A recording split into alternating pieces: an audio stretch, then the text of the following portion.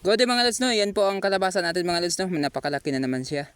So by ano po, next week siguro pwede na ito ma-harvest. Pwede naman yan harvestin mga lods, no? Kaso may nakaka-harvest naman tayo ng isa. So yan po mga lods, no? May isa na harvest natin. So ito po yung isa. So susunod na naman. So next week siguro or next week pa or nasa mga 20 days or sa ganun, pwede pa yan natin yan, i-reserve natin yan, no? Hindi pa naman yan masisira agad kasi nasa puno man yan. So ito po yung mga lods, no? May na-harvest na tayo. Laki naman to mga lods. Yan po.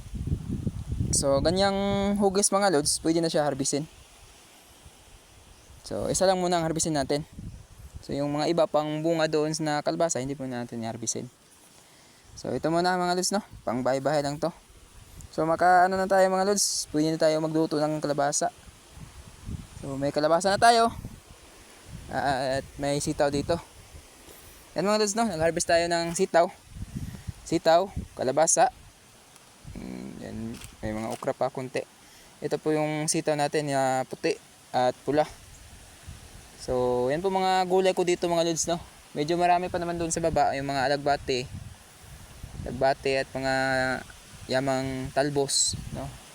Marami pa naman doon. Yan po yung ano natin, isang